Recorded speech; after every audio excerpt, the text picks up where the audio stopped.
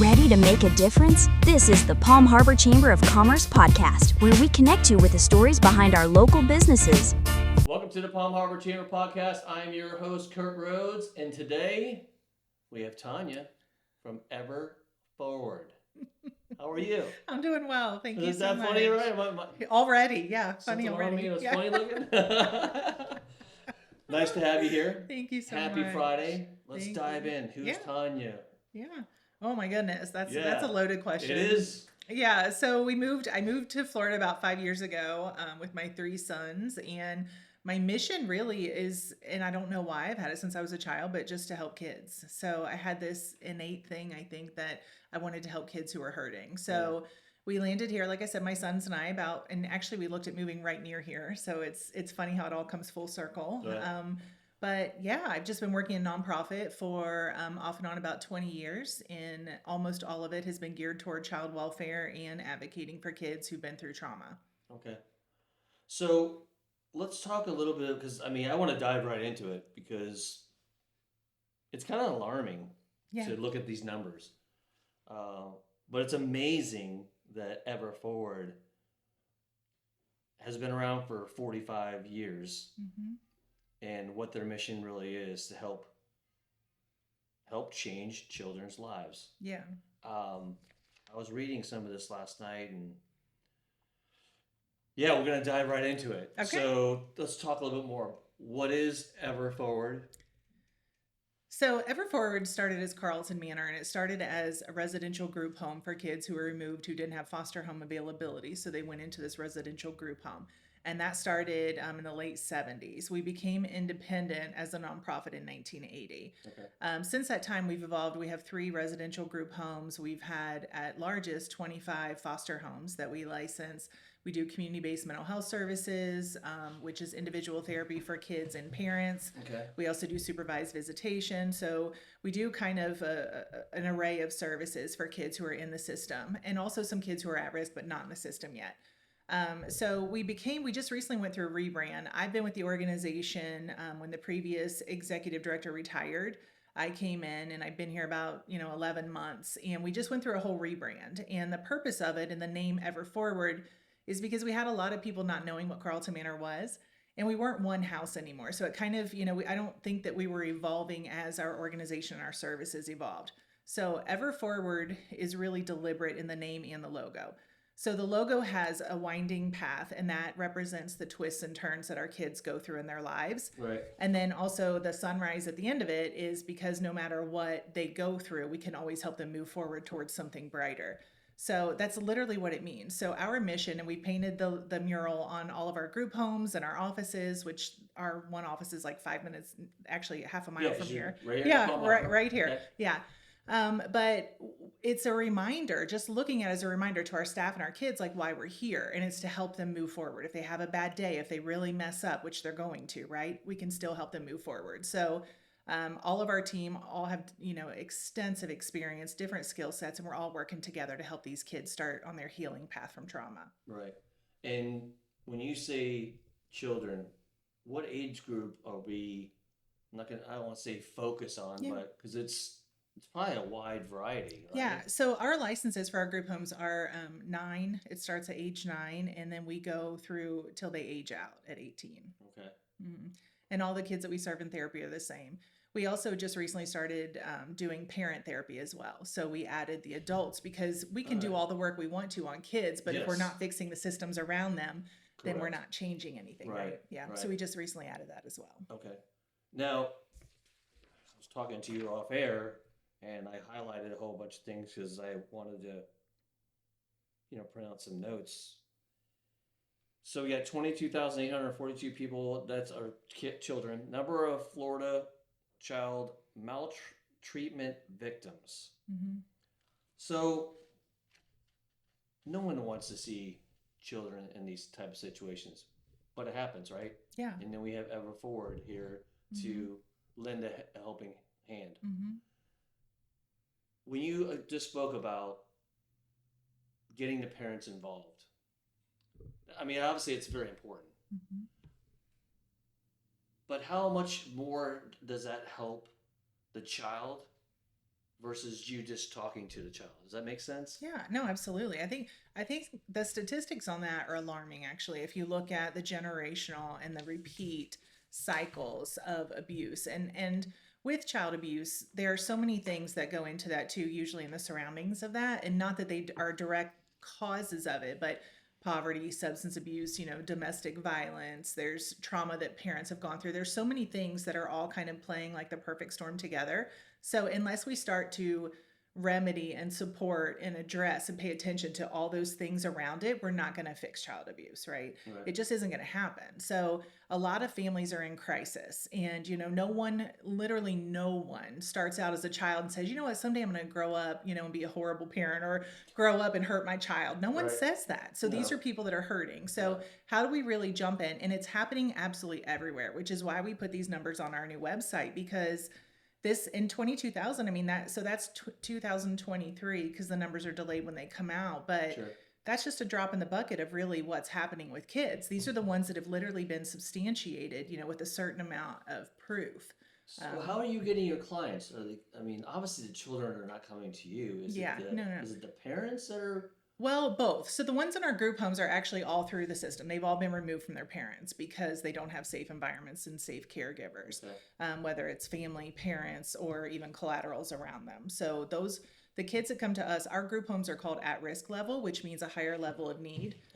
So most of them, almost all of them, have disrupted from several placements before they get to us. So we literally have homes where we have one girl's home and two boys' homes, where these kids have just been to hell and back, and they've been through so many things. And so I want us to be, and we are, a place that, is there to not just be a place for them to eat and sleep. I'm huge on not being an agency that just checks boxes, right? A lot of people do that because it's hard, right? This work is really hard, and the funding from the state and the government is really hard. So, but if we don't pay people well and give them good benefits and offer support, we're not going to change kids' lives. So we really are really deliberate about the focus of supporting our kids. And it's a whole different thing than checking boxes, because if we just give a place to eat and sleep, I promise you the recidivism is way higher than if we really dig in. We have therapists on site at each of our group homes. We have brought on enrichment services too, which we partner with a lot of community partners and businesses to come in and work with the kids. Like we do financial literacy. We bring in different arts classes for them. We have education support and tutoring. We're working on exposing trades to the kids, giving them access to trades and different options for their futures, as well as schools or colleges, like whatever their interest is. This morning I was at our girls' house, and they asked me to come have breakfast with them because they're on spring break. And they asked me, one of the girls said, I'm really interested in doing hair. Can you get me a mannequin so I can start practicing on braiding? So we do that. We literally are looking at everything we can do, because statistics show over and over and over for decades that when you build strengths for kids, that's how you build stronger trajectories. Absolutely. Yeah. So we're really focused. Obviously these kids are being neglected in so many different ways. Yeah, absolutely. They have problems in school. They just have problems all over the place. They don't trust people. Yeah. I was a mentor for the Palm Harbor Middle School for about 5 years, helping out kids, and you see the most challenged kids throughout the school, and you have to meet with them once a week, and it's extremely challenging. Yeah, I love but when that. you start to peel back the onion, it's very interesting. It's hurt under there. It breaks your heart to see how these kids live. It really does. And when hearing their stories, but you have to find, that's the problem. But there's always got to be someone that can create a solution. And EverForward is that solution, right? We really are. And you're right here downtown Palm Harbor, 5 minutes away. So you're facilitating our area. Oh yeah, we do. So our community-based services are hubbed here out of Palm Harbor. And in fact, we're looking for a larger office now because we've added more therapists. So our group home kids are the ones we've talked about a lot, but the community-based services we actually do have parents that call us. We have grandparents that call us. So we have schools that call us, other agencies or collaterals that are working with kids, like, hey, can you take them on? So we do that as well. I was going to say, there's got to be some kind of organization, something that's calling you, because I can't see a 9-year-old going, hey, Tonya, can you help me? It doesn't work that way, right? No, and our group home kids come through the state. They are actually wards of the state, but our community-based kids are a mixture. Now, interesting. You got 7,558 children waiting for adoption. So In Florida.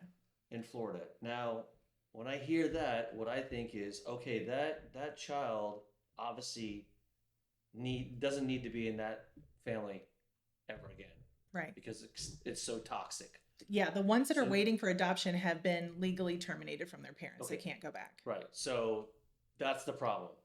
So the solution is for adoption. Now, does the adoption work well? Sometimes. Sometimes? We actually are in the process of adding a community group for kids who've been through disrupted adoptions too, because that's common. I think, as you've seen with kids that you work with, when kids have been through extensive trauma, their behaviors are their communication. They Yeah. don't have trust. They have walls. They have literally Big their brains walls. are rewired, huge. Yeah. And I think we see kids often as their behaviors instead of what they've been through. And that really is our agenda in doing things like this and getting out in the communities and building relationships, is letting people know like why we do what we do, how people can help. And I promise the answer for our school systems, for our criminal justice system, for our workforce, our economy, everything is all going to improve when we start building up the kids and families that are struggling. So that's what we do. We're really intentional about it. One thing it really stood out, and I couldn't wrap my head around it. I keep shaking it because it says 25% of the foster cares, they develop a PTSD. Yeah. Now you're thinking, most people think of PTSD as an adult that maybe went overseas, was in a war, something like that, you know, but you wouldn't think that would be PTSD with children that young. Yeah, I think it's really important to increase awareness about that so people understand. It isn't when kids are going through their developmental stages, especially, and the people who are supposed to keep them safe, right, are the ones who Yeah. are perpetrating, because almost all the kids in the system, the laws are written to, it's the parent, it's literally the caregiver that did the harm. So it's not like, Uncle Joe that visits once a year came and hurt the child. This is literally their caregivers. And so when you grow up in a It's happening situation that every isn't day. safe, Yeah. and you've never seen safety. And then you go out into the world with that. Like we have a kid who she was in a situation where there was an argument in the house or something, and we couldn't find her, and we went in the other room, and she was literally crouched down, and she had an accident. She was in the corner because the trauma response and the PTSD of her growing up in a situation that had so much abuse and domestic violence that it scared her to death. So we're working on helping them heal that and recognize their hurts so that we can help them change that to move forward. Well, kudos to you for everything you do about that, because it pulls at your heart when you see these kids in the situation that they're in. I mean, me just being part of the Palm Harbor Middle School mentorship, I think we're only seeing a small piece of it. Oh my gosh, yeah. But the interesting part about it is when you start to peel back that onion a little bit with the students, it's amazing the information that kind of lashes out at you. I used to bring candy bars. Every kid loves candy, right? I love candy bars too. But I didn't do it just because they love candy. I did it because I wanted to see if giving them a candy bar, and maybe this is not the right thing, but they'll sit down and they'll talk about their frustrations. They will start to peel back their own onion. And I think, in my opinion, a therapy standpoint, I think that's very important for them to peel back their own onion. I mean, I do it to a certain extent, but I try to put the more emphasis on them.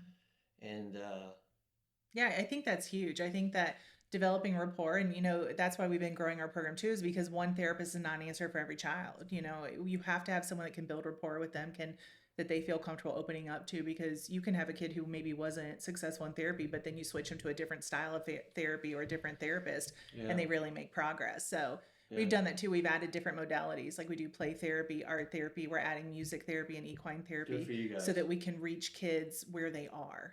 That's awesome. That's really, because it is frustrating to watch these kids on a daily basis, but it also is rewarding to have EverForward out there. And you guys it sounds like you're very, very diversified, because all kids, they don't come with a a manual. Yeah.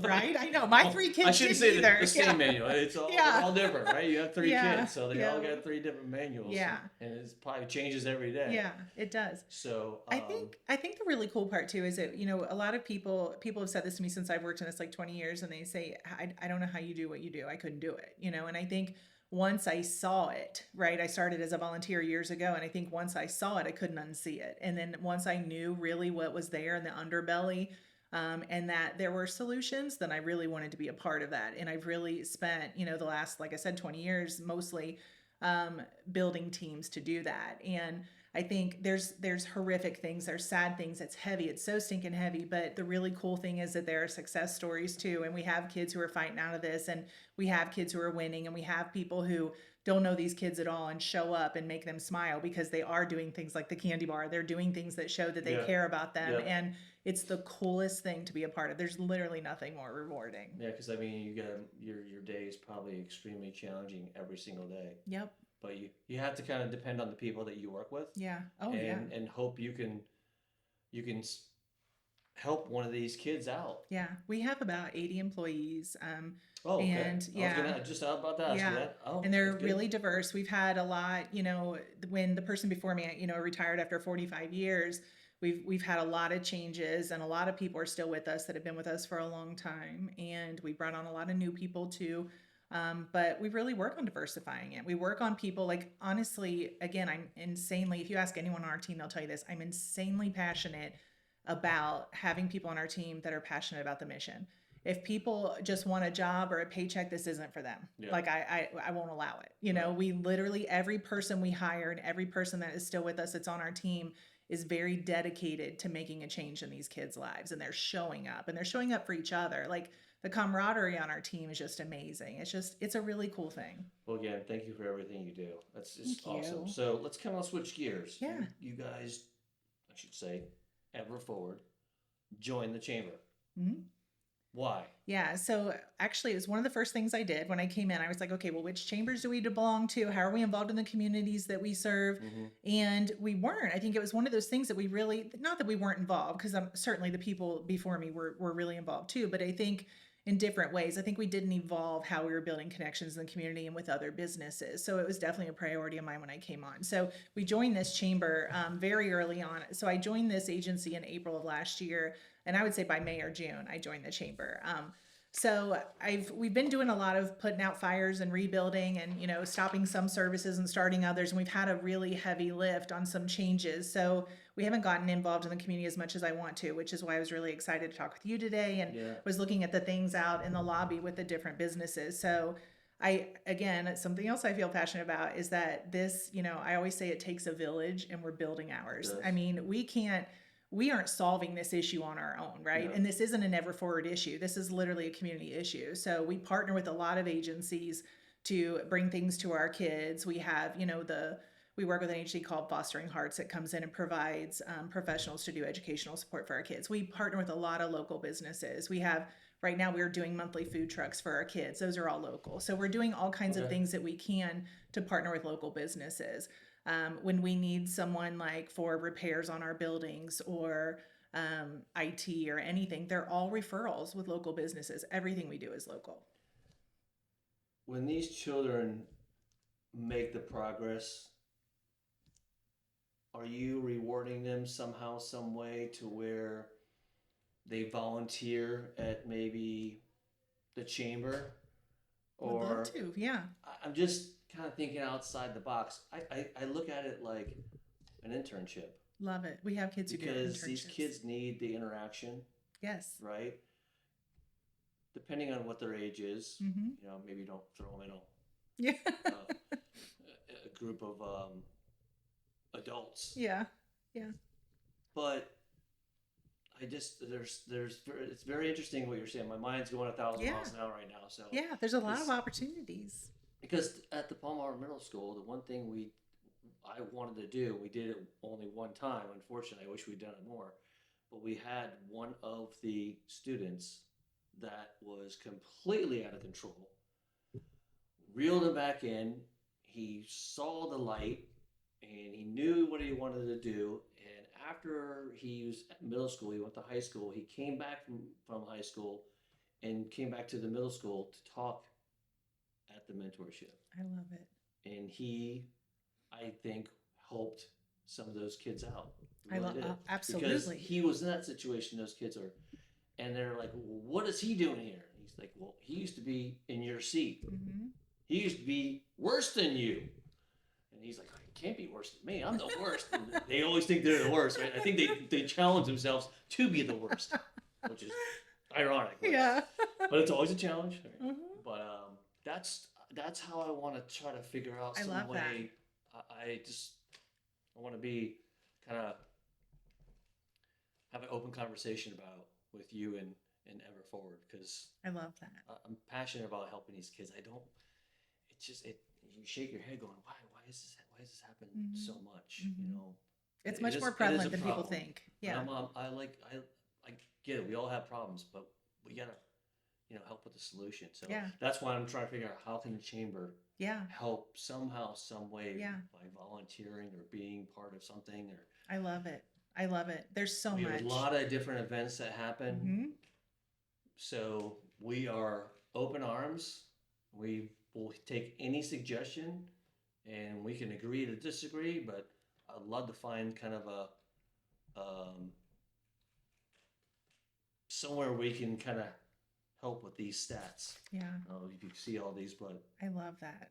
I absolutely love Yeah. that. I think I'm very excited about that. We would love to build relationships and connections and pathways for kids. I think even exposure to things, like even if they get to spend time with people and shadowing and seeing different jobs, I mean, they have no idea. I won't say, I don't want to put kids in a bucket, but the majority of our kids have lived in survival mode for so long, they have no idea what it looks like to really live. yeah. They have no idea. So we want to show them those things and expose them to things. So And what just popped in my head is YMCA. Mm-hmm. YMCA is big with the Palm Harbor Chamber. I They love do that. a lot of events. They have hundreds of kids over there right now doing their spring break. Mm-hmm. They have kind of a traditional thing they do. And then they have the summer camps. Kids are all swimming and having fun and what have you. So Yeah. I love to somehow we can transition these kids into Yeah. working with other kids. Mm-hmm. And they can kind of Yeah. fall in line. Yeah, absolutely. And create that confidence again, because Mm-hmm. like you said, those walls are thick Mm-hmm. when they're around them.